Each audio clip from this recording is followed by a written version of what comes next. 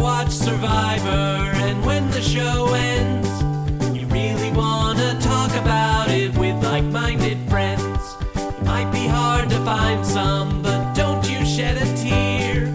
Check out the Purple Rock Podcast, and this is what you'll hear. John will make some dumb jokes, Andy likes to yell and curse, and if they're not available, the backup hosts are so much worse. Spend the whole time being jerks, telling you you're wrong, and so we got this other jerk to sing you our theme song. It's the Purple Rock Survivor Podcast. Welcome to the Purple Rock Survivor Podcast. I am John. My co-host is Matt. And this week we are talking Survivor 50, Episode 6. We're throwing it back to a time when I used to do a podcast with someone other than Andy. As I mentioned, this week it's Matt. And Matt, speaking of throwbacks, I am now watching, I realized this week, I'm watching Scrubs.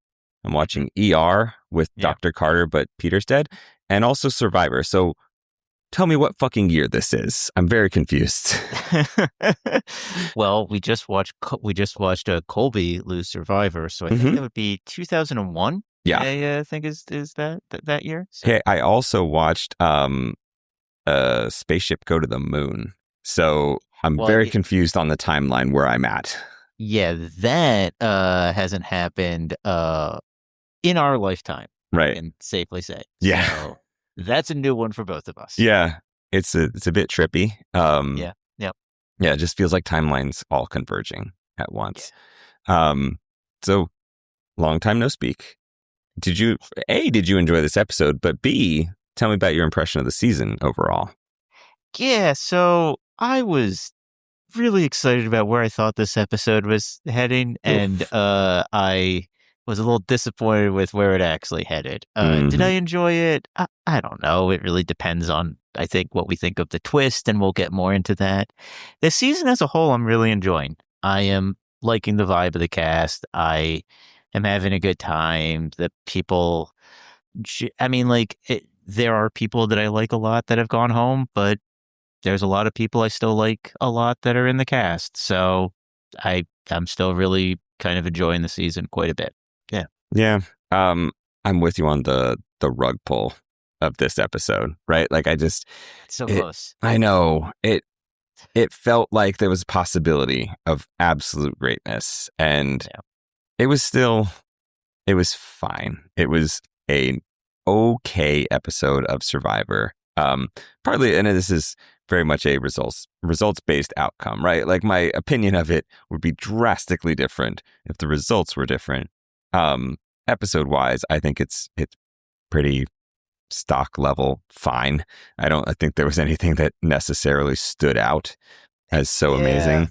I think one issue with the episode is like it didn't seem like there seemed like one tribal council that was actually in doubt, and the rest were just kind of foregone conclusions. And it was or to the extent they were, and it was like, well, the majority here is either going to kick out that person or this person. Right. Which is it going to be? And there was like one breakdown where it seemed like there was actually a decision, though we'll get into whether that was actually a decision. So right. It's just like the votes weren't very interesting. And I think, so then all that's left for us is just judging, the results, and the results were not what we wanted. No. And also, I think generally this season, I've been making a point of, when they do something that shows how good they are at this show, I like to call it out. This week was the Genevieve flashback mid-episode, which was great, with Genevieve actively calling it out, like, roll back the tape. This is what I said. And then they actually did so, which, again, a testament to how well this show does its job. Like, it's very good at what it does. But I think there was nothing about this episode that really moved me. It was funny because I think there was a moment, like, one of the things that did jump out to me, I've mentioned previously on this season, have a weird and unexpected attachment to Ozzy that I've never felt before. And, so we see the group out hunting for an advantage, And I'm, as they're showing different people looking for it, I'm like, how would I feel if this person got the advantage? Again, not knowing what it is yet. And so I see that we're focusing on Ozzy and I'm going, I would like if Ozzy got this advantage. And then suddenly he does get the advantage. And like, this brief moment of joy, right? I'm so excited for Ozzy before the Exile reveal. Well, the best part of that too was that, he finds the advantage and he's really excited and he goes like, wouldn't it be funny if I'm going to, it's like, this is great unless I'm going to Exile Island. And then he opens it up and he's like, I'm going to Exile Island. It was perfect on so many levels, right? Like, hilarious to like be so excited about like, oh yes, I found this thing. And then call out the exact advantage / disadvantage that it's going to be. Yeah. And then the fact that it's Ozzy. How perfect was it for Ozzy to find that? It's so perfect for Ozzy. And it's like, because no one else in this cast, and this is a cast of people, like there are people who were around during the Exile Island phase. For sure. But no one spent time on Exile like Ozzy did. Like, this is like Ozzy's element. This is like, it's the perfect place for him. So you could argue some of his best moments were associated with Exile Island. Like, it's perfect. And then the other part of that I really loved is Ozzy, Ozzy he has to make a decision quick. He quickly finds Emily and Christian, and he's close with Emily. He's kind of working with Christian at times. Yep. And he's and they're like, hey, no, this means you're going to be safe. And he's like, I don't know about that. And they're like, no. He's like, I have to pick someone to go with me. And they're kind of like, huh. And he's like, you know what? My girl Cirie told me that she likes Rizzo a lot. I'm taking that kid. I'm going to get in good with him. Yes. And the second Ozzy says, Rizzo, you're with me. And I love Rizzo for this. Rizzo is like, God damn it. See, there was layers to all of this. Like, first of all, I enjoyed the fact that it just feels like Exile Island just calls out to Ozzy, right? Like, it misses him. Like, oh, come back, my loyal friend. Which is, again, very funny because I'm pretty sure Cirie's debut season was essentially the first appearance of Exile Island. It was Panama Exile Island. Exactly. Poor Panama's colon. But yeah, like there's just this association with Ozzy and Exile Island, probably because, I assume this is actually why the Fijian island is calling out to him. It's jealous. It wants its own fucking stick carved on it, right? Like, it's like, I saw Panama got this. I want a little of that carved fucking stick out here. Exactly. So, Ozzy ends up going. And of course he does pick Rizzo. Because I was initially thinking, I'm like, would he take Cirie with him? And then I was like, would that hang too much of a lantern on it? Like, there's a bunch of different ways he could think about this. And then I don't know that Rizzo was in the first 5 names that jumped to mind for me. And so then once he said it, I was like, I guess so. Sure, why not, right? Like, I actually think it's a really good move to take Rizzo because Ozzy is basically, he has kind of like a couple groups of people that he thinks he's good with. One of the people that he's closest with is basically telling him, I'm good with this person. You got to get in good with him too. And Ozzy's like, okay, like there's no one else that like I'm like maybe good with, or like that some of my people might want to work with that I don't have any relationship with. Let me get to know this. Let me get to know this kid. But what's funny about it is like Exile Island is the last goddamn thing that Rizzo wants. Like, it is the exact opposite of how Rizzo plays the game. Rizzo does not want to be away from things. He doesn't want to do any of the survival bullshit. He just like wants to like flash his idol around and vote people out.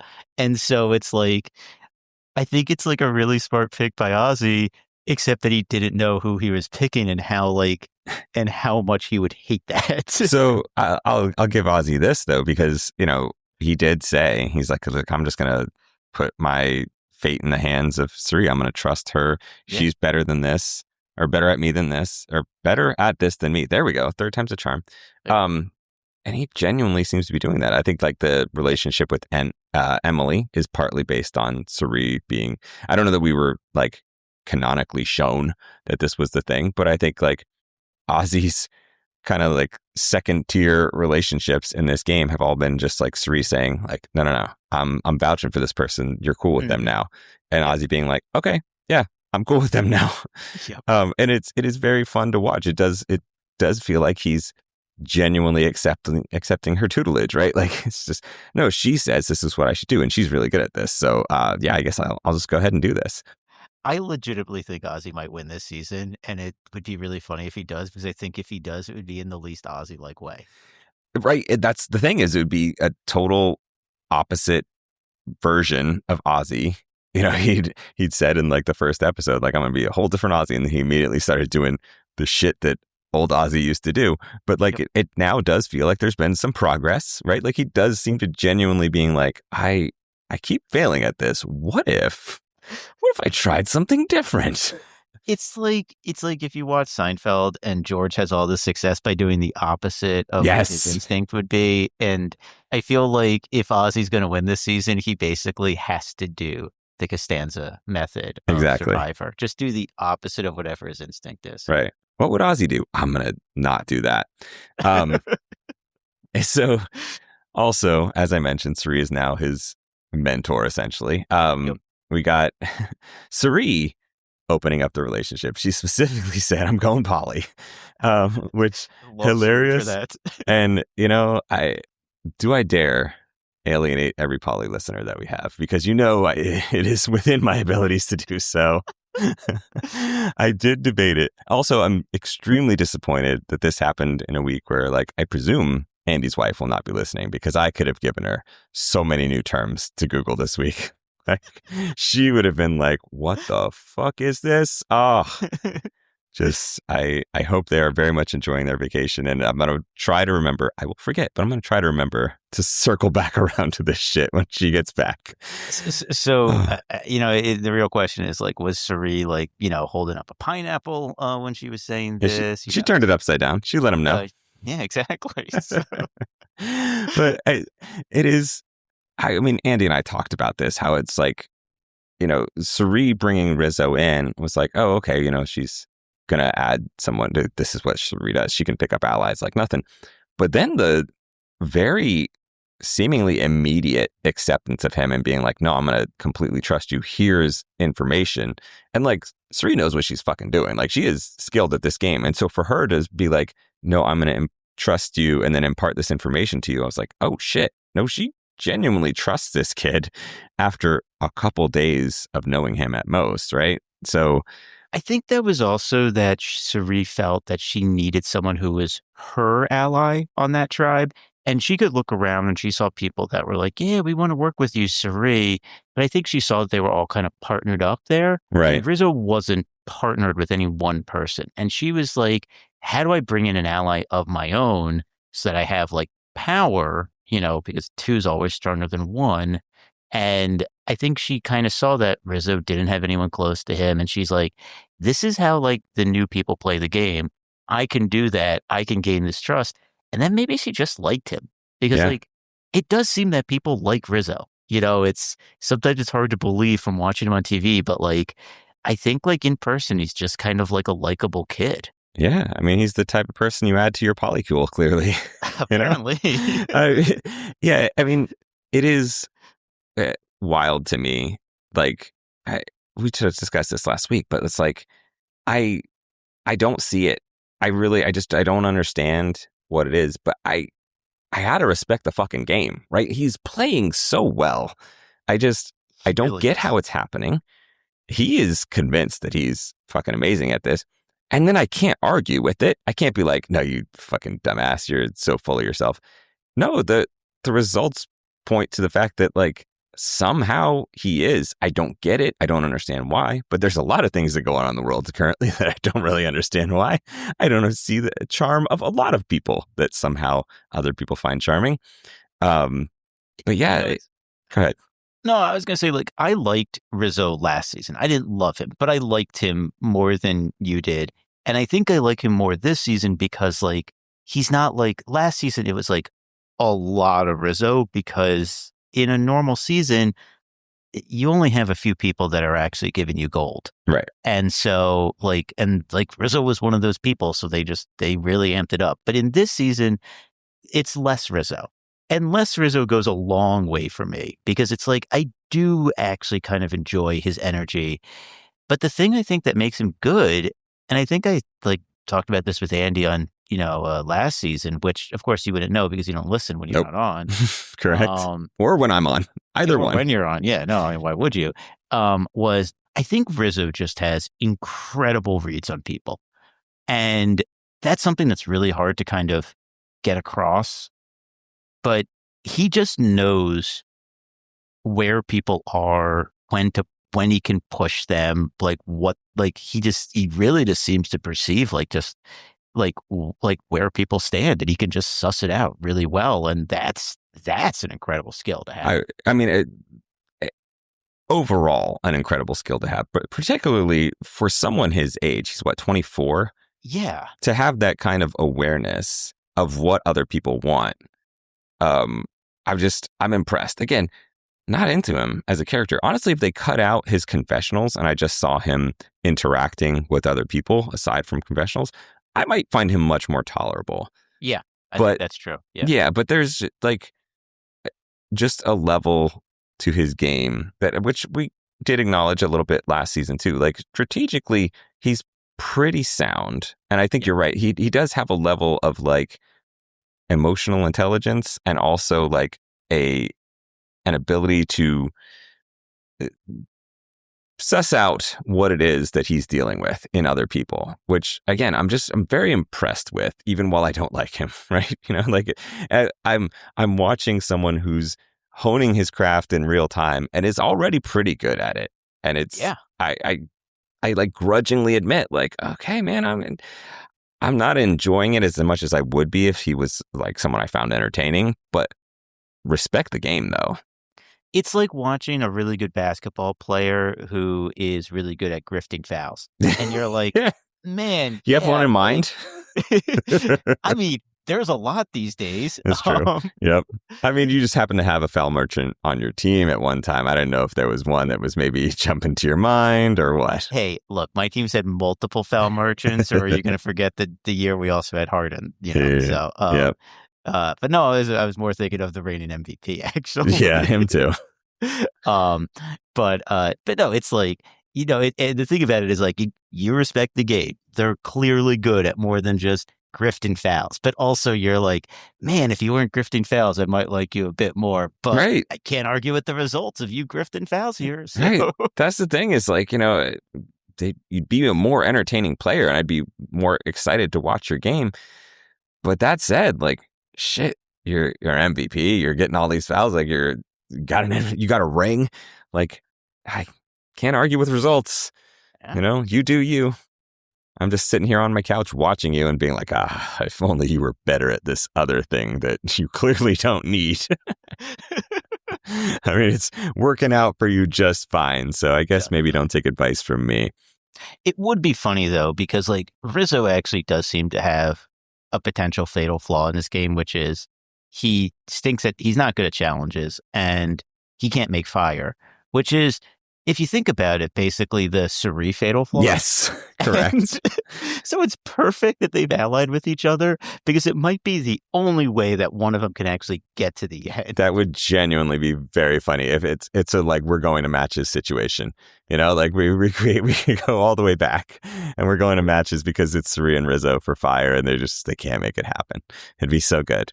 I'd very much enjoy that. Much. Yeah. That'd be great. One quick thing, you brought up something to me before we podcasted and I was like, oh shit, that's right. Should we mention the Kyle thing? Because, maybe there's some foreshadowing that we definitely in that episode with Kyle leaving in the following episode, we did get some mentions of people saying, oh man, we gotta win this for Kyle. And Kyle wanted one of us to win. They really hung a lantern on that shit. Yeah. Then, and there was a strong alliance around Kyle, and they're basically all gone now. Yeah. Because the alliance was Genevieve, Colby, Q, and then the one who's still left is Steph. Yeah. But I should point out that wasn't the only people left on his tribe, though. Nope. There were a few more. Yeah, there's one in particular that I'm thinking, I'm like, if I had to place odds on a winner right now, and I can't believe I'm saying that, but yeah, there was someone who inexplicably shows winner potential from that group. But we'll see. I guess I don't want to put that shit out into the universe because it's not a situation I want to see. Yeah. But that said, if it happens, I'd be like, I mean, I guess I understand it. I see it. So, all right, let's talk the twist from this week. Unless you want to do a brief Applebee's sponsorship break, because my God, why would we not hype the Applebee's? I mean, yeah. If only there was someone here to be pissed that they didn't get Applebee's. I actually could, because of the way they've structured this season. I was like, are we going to get an Applebee's flashback of Liz melting down? Yeah, it was pretty great. I thought it might happen. There was, I think, a Liz flashback earlier this season, though. So, like, imagine she got 2 appearances in a season she's not in. I feel like if Q were still here, he would have probably made a joke about that. For sure. Well-earned joke, too, because she deserves to be found. Well-earned. Also, Jeff introducing the Applebee's, man, like, what was with all the gesturing? It really did seem like it was like, if you just muted that, it would look like Jeff was doing some very graphic sexual content with his hand gesturing. I was like, what are you doing, sir? Giving the audience what they want, man. I guess. Have you ever had one of those shark bowls from Applebee's, by the way? I know, because I don't know. Because you respect yourself? Is that why? Yeah, that's exactly it. Let's just go with that. That shit is gross. I did it like kind of as a joke, and the joke was on me, let's just say. It is pure fucking sugar, and I'm not someone that shies away from sweets, but I was like, oh my God, I might be getting diabetes right now. It's terrible. Yeah. So I can just imagine people who are fans of that. I'd be like, that was the entirety of the carbs you should get for today, and you're half done with that drink. Like, you should stop now. So far, we're going to get poly people coming for us and fans of the Applebee's Shark Bowl coming. I'm going to rack up the enemies this week. That's right. Just wait. I went light on the poly people. I really, I stopped myself. Okay. But only because I'm going to save it for a week when Andy's wife is listening, so that I can get feedback from Andy next week and be like, the things that my wife was saying to me after this episode, because it's always a delight for me. It's like I had to deal with her asking me questions that were very bizarre. And I was like, yes, perfect. Love this shit. All right. So let's finally get back to talking about the twist, because this is huge. It's the biggest twist. Oh, it's so memorable. It's everything. And it's all this buildup for the blood moon twist, which I guess is a twist. But also, like, I mean, you and I'm not going to assume for you, but I feel like we're both pretty good at counting. And, with this many people, 17 left, and the amount of days left, we kind of knew something like this was going to happen, right? Like, it's not, it can't be that big of a surprise to anyone there. But good on him for trying to brand it, though. I think the only surprise was that the triple elimination happened with kind of random tribes rather than tribes that had already existed. Right. Yeah. I mean, that was the transition of like, okay, we're just going to randomly mix you up, and then we're going to pull out Ozzy and Rizzo, and then the rest of you, good luck. Right. One of our commenters, who I wrote down, let's see, Turk8, suggested that maybe Jeff got like super into Eclipse lore back in 2024, and that's why, like, when they were filming this last year, he was just still deep into that Eclipse lore, and he's like, oh, we got to do a blood moon twist. Were you a little shocked he didn't like throw it to Christian to explain what a blood moon was? Well, I figured like you don't need to throw shit to Christian. Like, Christian, he does not hesitate to speak up for himself. So I'm kind of surprised he didn't just like launch into a whole monologue about the blood moon and refracting of light and all that kind of shit. I also was surprised by that. Yeah, it's very much his vibe. Maybe this, maybe he did, and they just needed additional Applebee's time, and we just had to leave that on the cutting room floor. That makes sense. Yeah, you could hear about Bourbon Street steak, or you could hear about the way red light bends around the atmosphere and shit like that. Like, yeah. By the way, our commenters, I love our fucking dork ass commenters with they broke down all the fucking astronomy. You're an astronomy nerd too. Like, I love that shit. Like, I love that we go into our Survivor comments and I see my fellow dorks breaking down some physics and some astronomy. Like, it's fucking great. Like, we've really cultivated quite an audience. Look, I mean, it is a great week for the blood moon twist because we're going back to the moon. Yeah, For All Mankind just came back. Like, it's just the right time for this to be the twist. So. Yeah.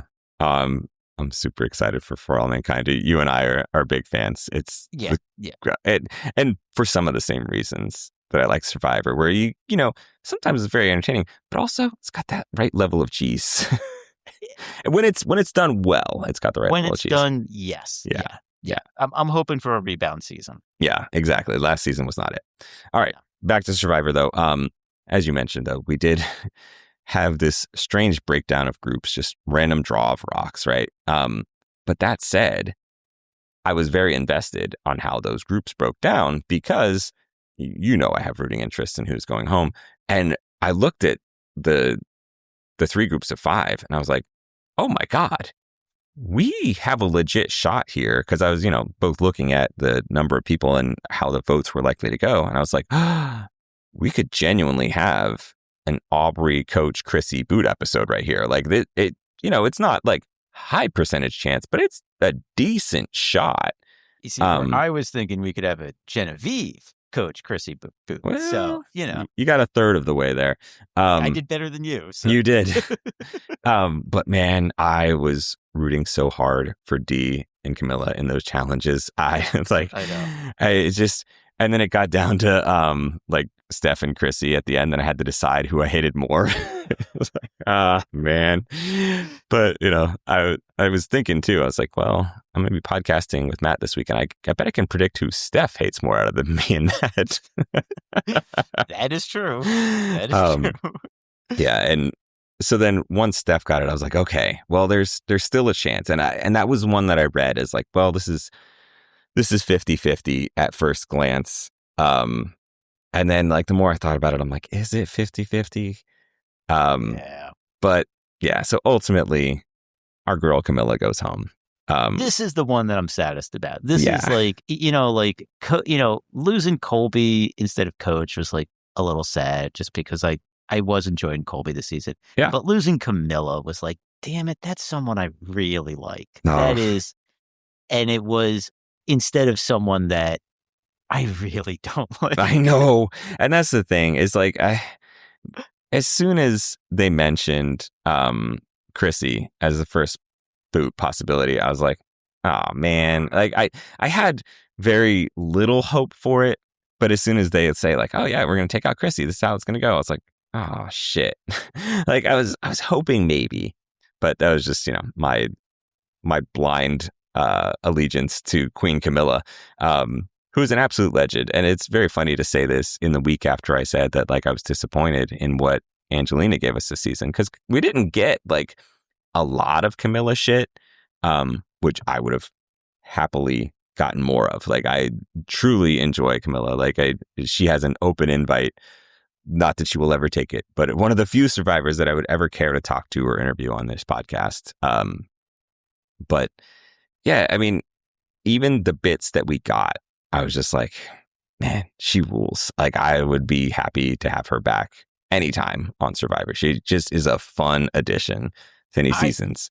Yeah, I thought it was, you're right. We didn't get a lot of her, but every time they threw it to her, she was giving us good stuff. Yeah. And it was like, that's who you cast for return. That's a returning player. Right. Great. Yeah. And that's like what you want. So yeah, no, I was sad to see her go. Do you think that they lost Jonathan because they voted out Charlie in the last episode? Or do you think that Jonathan had a, was always kind of going to side with Chrissy and stuff? Mostly column B there. I won't put too fine of a point on this, but just looking at the, let's just say phenotypes. I'm looking at Jonathan and what's on one side of him, we'll call it the right side.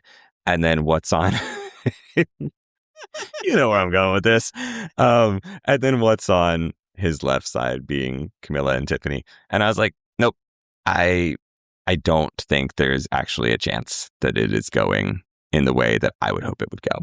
Apparently he was also in a pregame alliance with sure. them too. Even were that not the case, I would still lean towards my conclusion being correct.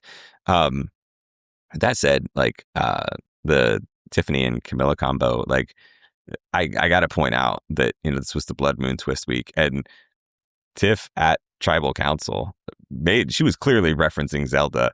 And and I was Breath of the Wild, yeah. Yes. And I was looking at Kamilla. She was so excited. She was just sitting there smiling and on. And she's like, Kamilla, yes, you're such a real one. That she's a fan too, which only made her more endearing and only stoked my hatred for Chrissy for coming for Kamilla. How dare you? Oh. Well, look, it wouldn't be Chrissy if he wasn't targeting another woman. So. Well, funny you should say that, because our girl Emma went and read some exit interviews with Kamilla, which totally justifiable. Kamilla rules. Why wouldn't you? I mean, I didn't, but she did. And I felt like I had to quote this section that Emma shared with us. This is Kamilla saying, the thing with Chrissy was she immediately wanted to get out Dee and Tiff. She was saying, the girls are always off together. Those two are always off together. I'm like, realistically, Mike and Charlie are always off together. Coach and Jonathan are always off together. Everyone's off together. The boys are always off together. So I didn't really like that. And so that kind of pushed me in with Dee and Tiff. And I'm like, she saw it. She saw it right away. Again, the reason Kamilla is a queen. She knew what this was. Yeah. And it's what we said back on Chrissy's initial season. She just refuses to work with women. We can hypothesize reasons why, but we cannot argue the scoreboard here. She just doesn't. You could technically say she worked with Stephanie in this vote. I don't think she did. I think she just needed Stephanie on her side for a vote. I don't think she has. She is that type that is just I'm not like the other girls. No, I disagree, because I think Stephanie's the exact same type of woman. Stephanie's the only one that comes close to the type of woman that she would accept. But even then, I think given the choice between aligning with Steph or Jonathan, she's picking Jonathan every time. Oh, yeah. No, in that case, absolutely. No, there I agree with, yes. Yeah. So also, shout out to Emma once again, because she did get another Kamilla quote that I feel like was super necessary. And it's so relevant to not only how great Kamilla is, but it feels like a shout out to us, because the question was, how did you feel when Rizzo claimed that Kyle told him to work with you on his way out of the game? And Kamilla says, Kyle would never say a good thing about me to anyone. Not to blow up either of our games, but even in the real world, you will never catch that man say a single good thing about me, and I'm the same way. So I was just like, Kyle would never. There's no way. Unless he thought he was actually going to die, then maybe he would say a nice thing about me. And I'm like, fuck, she's one of us. She gets it. She is, exactly. Oh, the most relatable thing she's ever said, and she has said many. Yeah. So, just a fond farewell to you, Kamilla, Queen of Queens. I really hope she comes back at some point. I feel like she has to. She's worth the screen time. She's fantastic. What a find. So into Kamilla.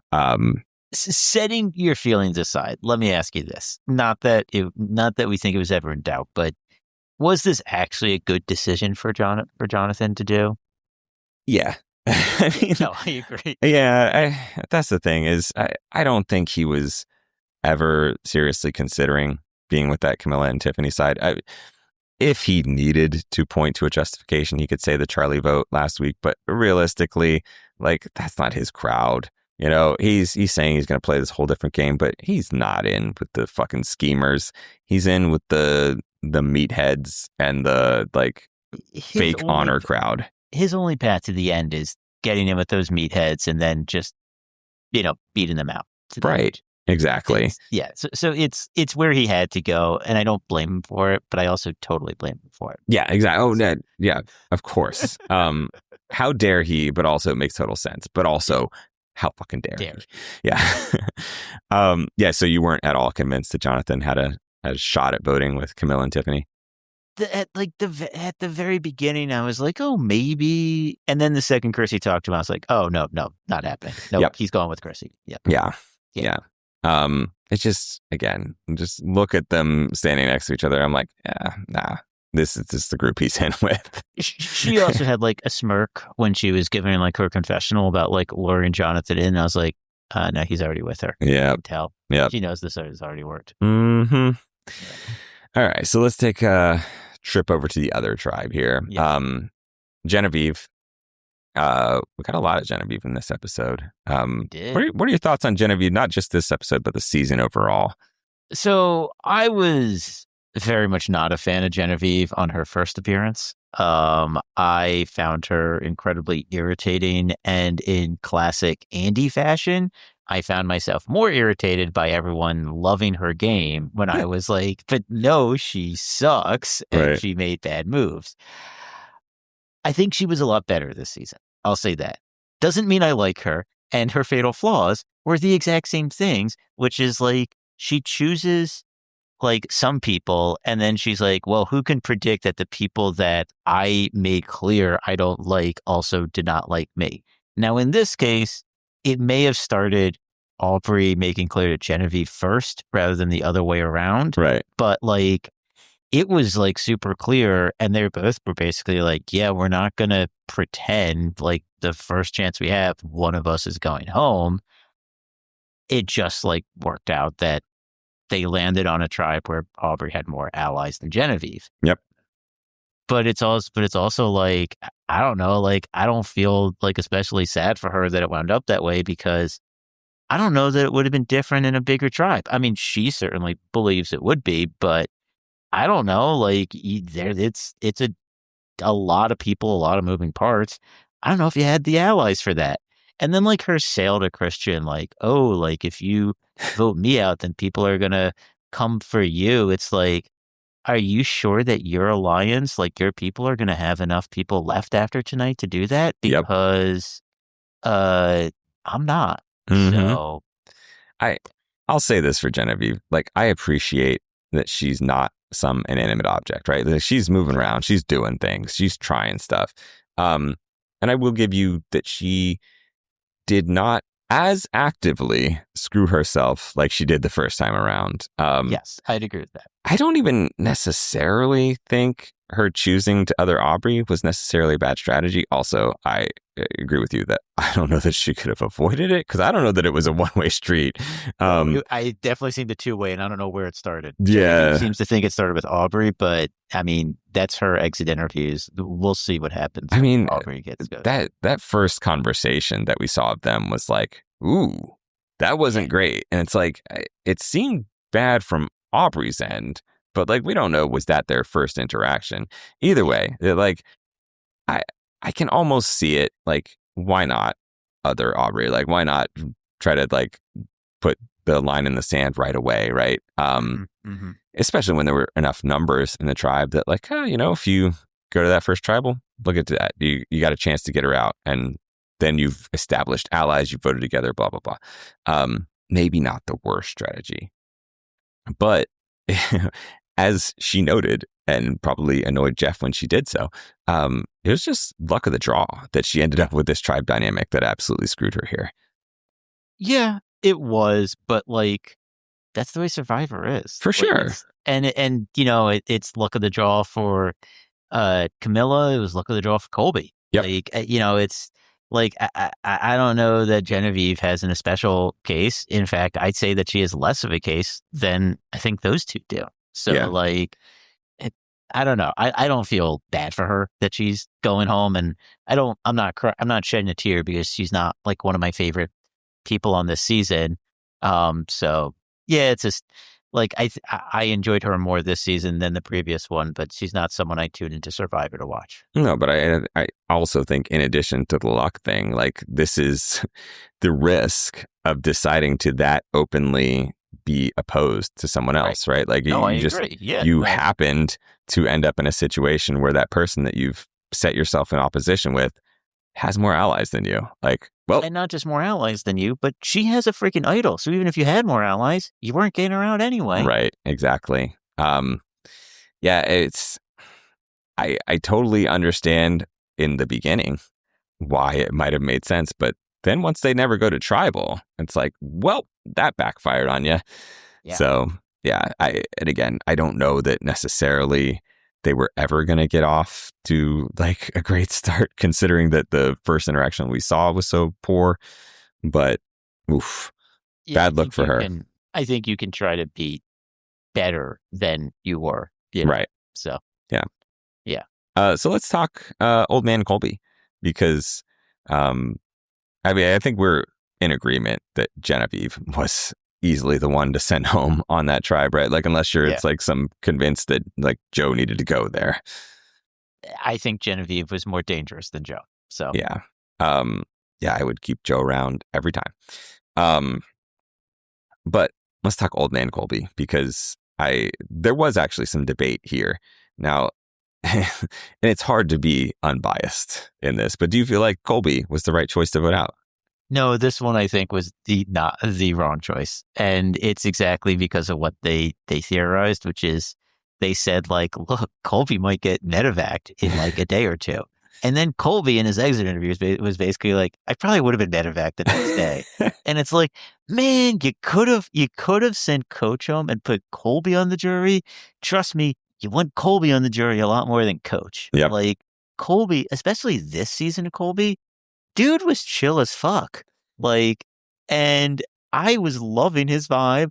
And frankly, I don't think he'd be holding anything against you. He'd be like welcoming everyone in. He'd be like trying to set like a really positive tone for the jury as like the first member there. Like, that's the guy you want, that guy on the jury, not Coach. I mean, we saw the growth in Colby, right? Like cranky Old Man Colby in the first episode or whatever is like, this fucking kid Rizzo, he's so annoying as shit. And it's like, then he, softens up immediately. It's like, he's the same age I was when I came out here. And suddenly he's like, I gotta be like a father figure to him. It's like, what the fuck? Like immediate personal growth within the span of 60 minutes. But yeah, he also was cracking up every time he would lean down to get to so that people could talk into his good ear. Yes. Just like, like, man, this guy was once like the epitome of masculinity on this show, and now he's just like an older dude with all these like like aches and all these things, and like it's just like, oh man, time comes for us all. Yeah, just like peak physical form at 25, and now it's just like, oh my god, everything hurts. None of my body parts work the way they're supposed to anymore. Yeah, it's very good. And yeah, I mean, I found it endearing too. Like Old Man Colby just lands not quite in the same way as Ozzy, where there's legit rooting interest. But I enjoyed having Colby around. I wasn't necessarily rooting for him though. Yeah, and I agree with that. Like he was a fun presence for me. He was a good vibe and a good hangout on the season. But yeah, like I wasn't necessarily rooting for Colby to win. Like that's not what was happening here. Whereas I kind of am like, I'm like, Ozzy would not be a bad winner. Right. I'd enjoy that. So yeah. Yep. Yeah. So ultimately though, the logic is from Cirie. Like we heard the very solid argument, by the way, that Dee and Emily laid out, which was like, no, if you potentially get a 2-for-1 here, you could vote out Colby and then Coach, and then Colby maybe goes home too. Like, what a fucking deal. But Cirie's counter argument, of course, to this is that Colby matters more to that bullshit alliance than Coach does. Yeah. Do you see that? I think that is partially true, but I actually think that Coach is a big part of that bullshit alliance. And I think that Cirie was selling them something of a bill of goods, because I think Cirie wants to have feet in all worlds, potentially. And while she's right now working with like Dee and Emily, I think she knows that she could have a home with those old school players if it doesn't work out. And so if it's a 2-for-1, that's two people who she knows from past seasons that would be gone. And so she can't find a home there if things start not working out with her current home. Interesting theory. I mean, I think she's right in that Colby matters more to that alliance because Coach is a fucking clown. Like, I think... But that alliance likes Coach is the thing. Ish. I mean, it's always hard to tell, right? Like, how much of it is ironic? Like, oh, yeah, Coach, you're so cool. Yeah. But that said, I do like your point that, you know, for Cirie to be hedging her bets here, not a bad idea to keep a few old school people around just in case she needs to lean on that as like, oh, hey, I'm one of you guys. We need to stick together. Because here's the thing, like the new school people in that alliance, like Jonathan and like Joe, like they don't have any attachment to Cirie. They would see Cirie as a threat. Yeah. But Coach doesn't. Colby doesn't. Not in the same way. No. I mean, Coach doesn't because Coach is just completely oblivious to the game. Yeah. But yeah, that said, like as a viewer, fuck her logic. That's terrible. Like I want to Coach gone so as badly. A viewer, no, get rid of Coach, please. Right. God. I do see the argument from a game point. Yes. And I do think that, you know, Colby is more relatable to some of those other guys. Like I feel like Joe and Jonathan probably see more of themselves in Colby than they do in Coach. Oh, yeah. 100%. I mean, Stephanie as well, right? Like, I don't think Stephanie looks at Coach and is like, yeah, you're just like me. Whereas I bet she does with Colby, right? Like, oh, yeah. We are both like hardcore former athletes, you know, we're out here grinding it out, you know, with all our grit, just having fun out there. That's right. With our intangibles. But yeah, I can get the logic for it. It's just I was still rooting against it. I was like, no, just this is your shot. Fucking take out Coach. What is wrong with you guys? Just take out Coach. Yeah. So that said, let's talk about these these alliances as we head into the merge, because there's some ways that this could shake out, and where are you seeing the alliances form? So we have this kind of like old school, like, you know, meathead people, which, well, Colby's not there anymore, but like it's Joe and Jonathan, Steph, Chrissy, and Coach seems to be kind of like those people. Yep. And then you have like the D alliance, which is like Dee and Tiffany, and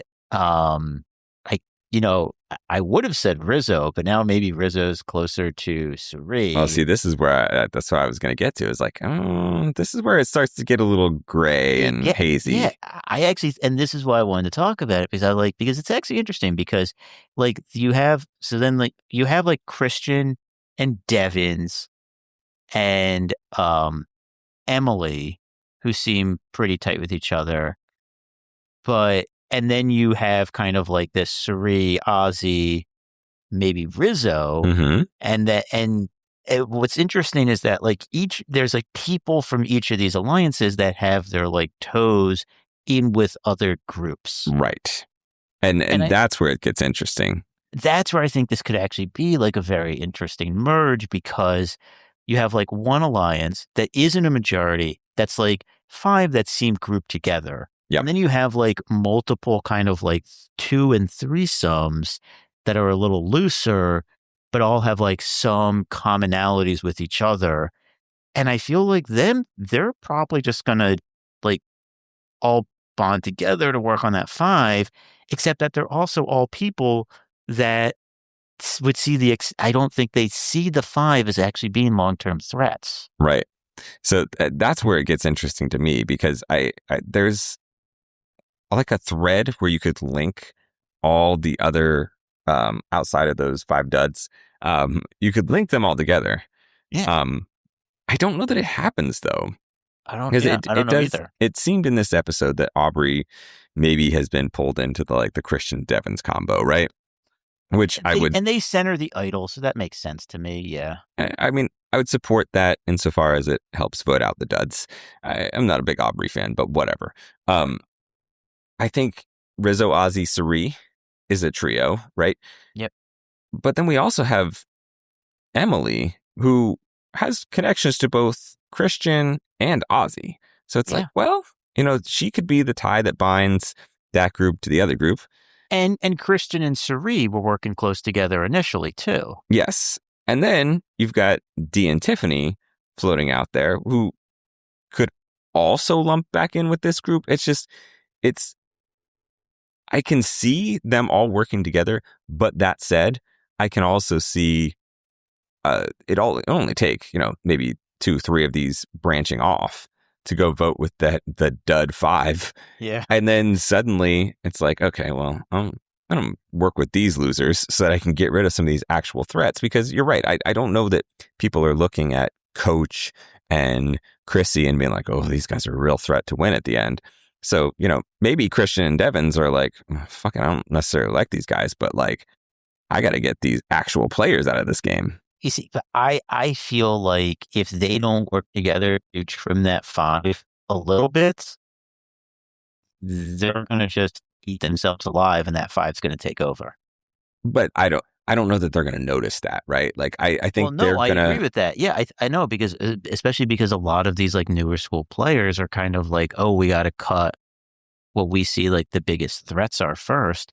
So like I could easily see this as like turning into, you want to take out Christian or D, Right. And it's like, oh, no, wait, no, I don't want that. I want, as you said, like one of the dud 5. Right. I'm saying like as a viewer, I'm going to have rooting interests that I don't know are going to align with the interests of the people that are actually playing the game. Because I think we've correctly identified roughly they're like duos and trios. That are out there. And then where like the floaters might be too. Yes. Problem is, I think we're also in agreement that group of 5 is voting in lockstep. They just feel like they are going to be a legit vote together alliance. I don't think they turn on each other. Right. So then it's just a matter of like, well, can you organize people against them before it gets to the point where that 5 can actually take over? Right. And I think they will, because the group that I see the rest of these people kind of revolving around to some extent is the Cirie group. Like everyone wants to work with Cirie and Ozzy and Rizzo to some extent. It seems to me they do. Like I don't see the paths where like, I just don't really see like the Christian group and the D group necessarily working together to vote out the Cirie group. Right. But I think you also called it correctly earlier, where that Cirie and Ozzy group could easily move to either side. They could go work with, they do have history, whether good or bad, with like Coach and with Stephanie. So they could move over and vote with that group. And playing on that same sort of, these kids these days, we got to get rid of them. Meanwhile, I'm bringing Rizzo with us, but also these kids these days. So I could see that. And again, like as a viewer, am I going to want that? No, but I can see the logic for Cirie and Ozzy and even Rizzo to be like, yeah, this is definitely something we should do. We should get rid of like Christian or Aubrey, or we should get rid of somebody D that's a decent player. Yeah. So yeah, it'll be interesting to see how it shakes out. It will be. I actually think that like we could be set up for a very interesting next couple of votes. Yeah, it is just disheartening. If they actually do straight votes. Right. It is disheartening that we've got this group of 5 that both of us are convinced are going to vote together. However, that said, I'm not putting it past the show to be like, okay, this week we're going to break you up into whatever other groups. And, that group of 5 could get 2 players taken out just because of the way the breakdown goes with drawn rocks, who knows? Mean, they basically did this week because I thought Colby and Genevieve were in that group. So, yeah. So who knows what we get next week? If they might not all be able to vote together, or maybe they'll do some dumb shit where they steal their votes again. Who knows? All right. Let's get to some fan mail. Unless you have anything else you want to address from this episode. No. I think we got it. All right. So fan mail time. First of all, we got one. Hey guys, love the show. First of all, how dare you? Don't ever do that shit. I just saw an interview with Angelina. She expressed how frustrated she is with the underrepresentation of the women in Survivor 50. She said she felt like the editors at CBS were reverting to their editing formula from the early days of Survivor. She said, it doesn't feel like a celebration. It feels like a bro fest. She also said many other women on this season share the same sentiment. In your opinion, do you think this was an intentional decision by the editors? Or do you think it's more coincidental, i.e. they just happen to be at the core of the current storylines that the men of the season have gotten more screen time and confessionals? I'll let you go first. What do you think? I think I would say it is unintentional in the sense that I don't think they realize they're doing it. Mm-hmm. I think it goes back to casting. I think that when Survivor looks for who to cast, what they look for in the men they cast and what they look for in the women they cast for returning seasons are different. And I think what they look for in the men they cast tend to be people who take up a lot of screen time. And that's both like the bro-y types and the nerd types, Christian being a good example. And I say this as someone who absolutely loves Christian. He's probably my favorite player on the season. And I am very entertained by him, but dude talks a lot. He does. And he's very entertaining when he does. And Survivor's we're going to get that. We're going to get that stuff because that's very entertaining. And so I think that, but then what they look for in women tends to be, I don't want to say quieter players, but if a woman talked as much as Christian, she would not be loved by the audience or a lot of the audience. I mean, it is kind of funny because I think we've seen Emily get like that. She is not on the level of Christian No, but yeah, I hear what you're saying. But Emily is not loved like Nope. Christian is. Exactly. You're right. And so yeah. I think the thing that you're kind of getting to, which is where I was going to go, is that I don't think it's a conscious bias. Yeah. I think there's just, an innate, just societally absorbed thing where they're used to, they like seeing certain types of players and characters on the show. And that works out to be, the Christian type, the coach type, whoever. Yeah. I think that's why you're getting more of those people.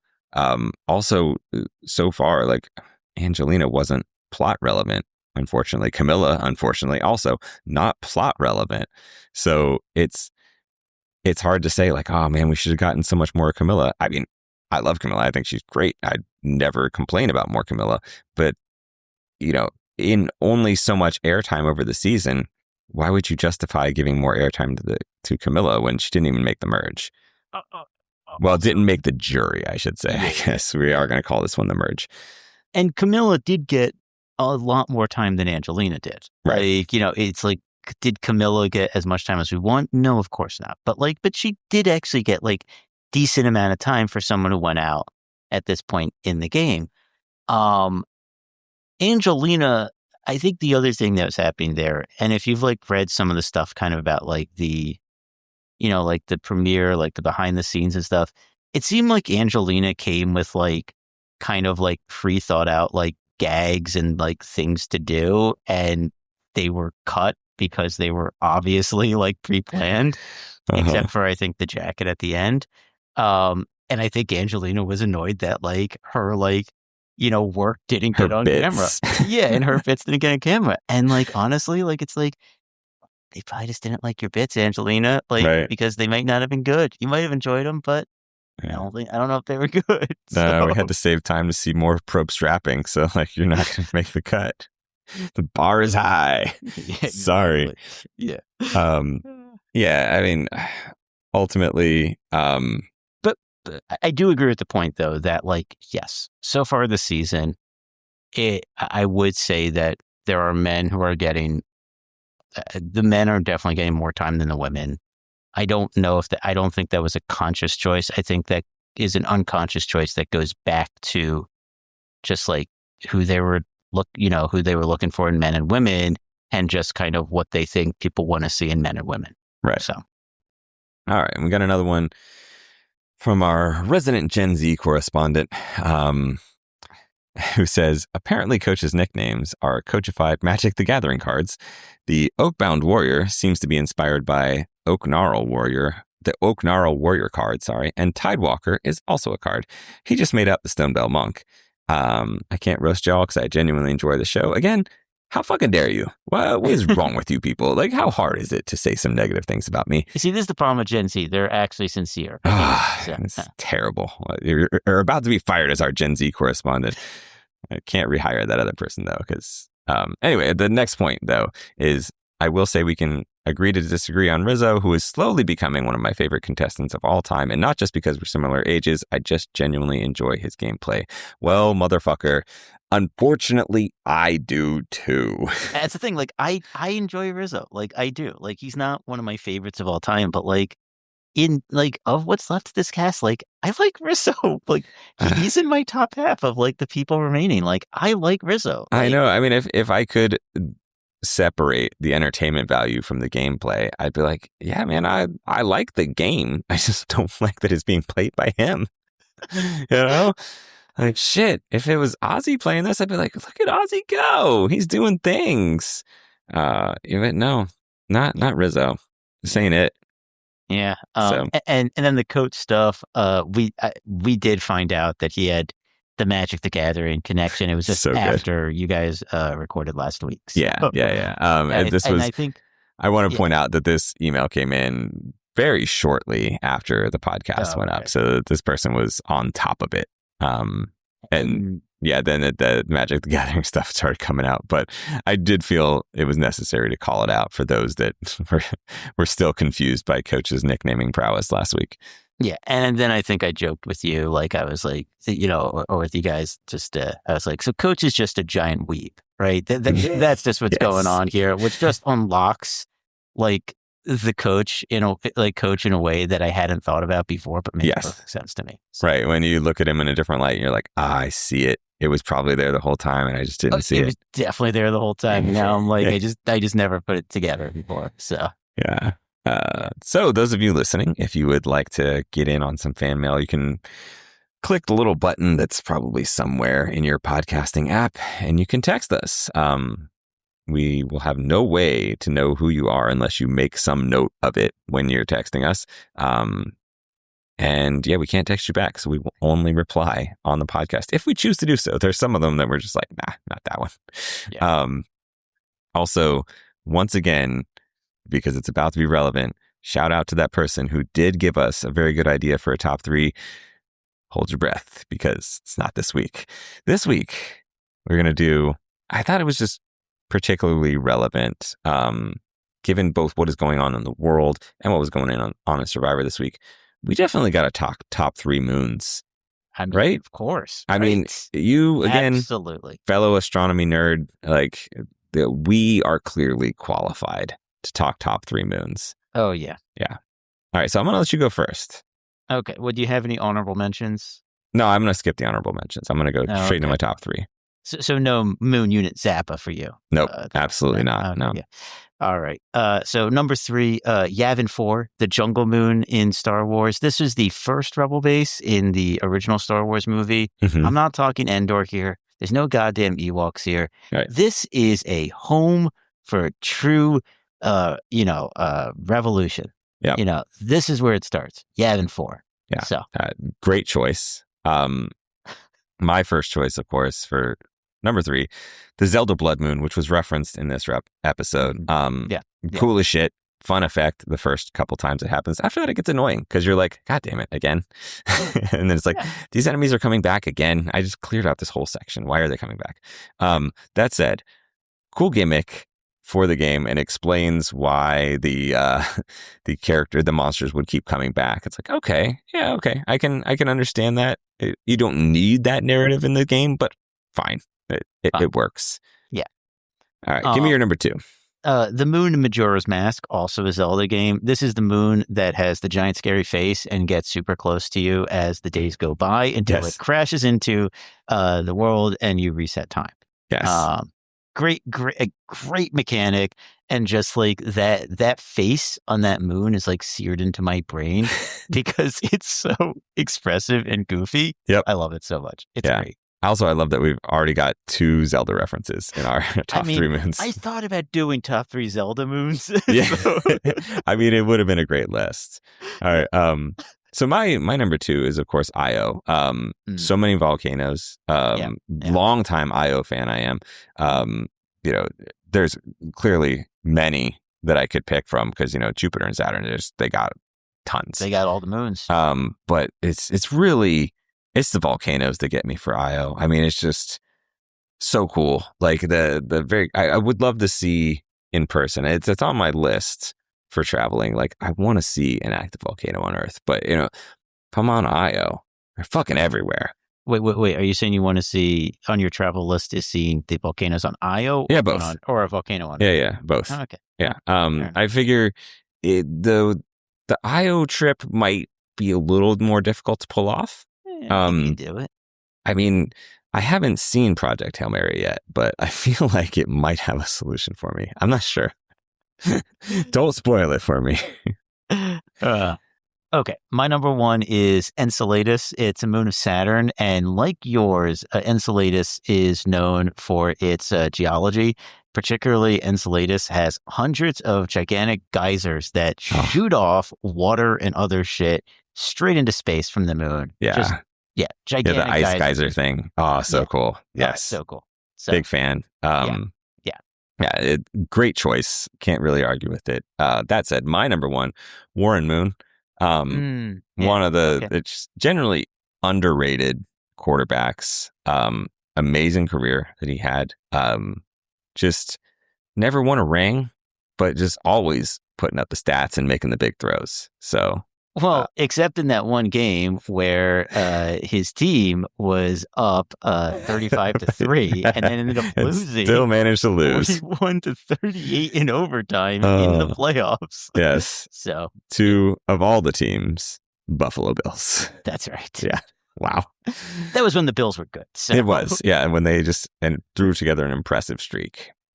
All right, so that's our top 3 moons. Please weigh in with your top 3 moons. I mean, there's plenty of good moons we left out. Absolutely. Moon River. We thought he wasn't going to play it, but then bam, second encore. Also, we've got real and fictional moons that you could throw. There's so many options. Like you could clearly make a good top 3 moons list. And that said, I'm gonna hold out on deploying. I'm excited. The top 3 that I'm talking about, right? Yeah, you mentioned to me. Yeah, okay, good. Just making sure. But I feel like this also gives me extra time to think about my list for that one because I feel like I don't want to have duplicates with whoever I'm doing that list with. So anyway, that said, purplerockpodcast.com is the website. You can check out our fantasy league and scores and all that shit there. Please feel free to text us if you want to do any fan mail for our fan mail segment. And anything else, Matt? No, that's it. Hit the theme music. Jonathan, Chrissy,